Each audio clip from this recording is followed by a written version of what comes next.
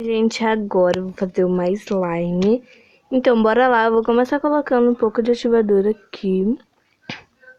E se o celular cair, não percebe, né, tá?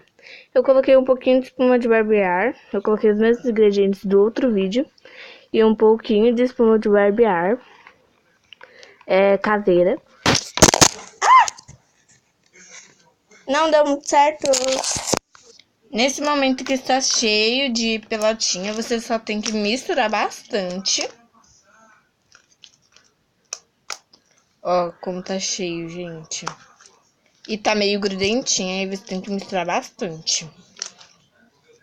Lembrando, meu ativador é água brincada com bicarbonato de sódio.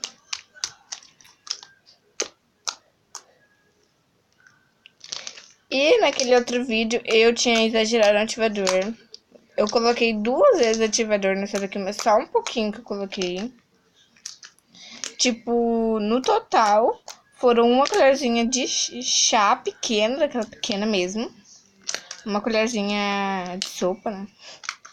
Perdão.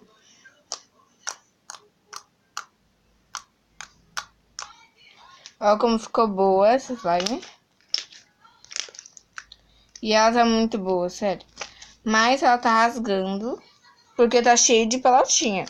Então tem que mostrar bastante. Aí quando eu acabar de terminar de misturar, eu volto com vocês.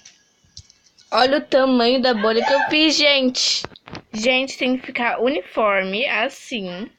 E quanto mais você misturar, menos ela vai rasgar, assim, ó. Essa cola você tem que misturar bastante pra ela ficar boa. Então, aí ela ficou um pouquinho butter. Desculpa, gente, que minha irmã tá assistindo um filme, ela tá rindo toda hora. Mas tudo bem, fazer o quê?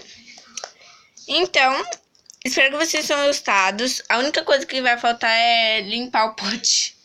Deixe o like, se inscreva no canal, compartilhe esse vídeo nas redes sociais. E tchau, até o próximo vídeo.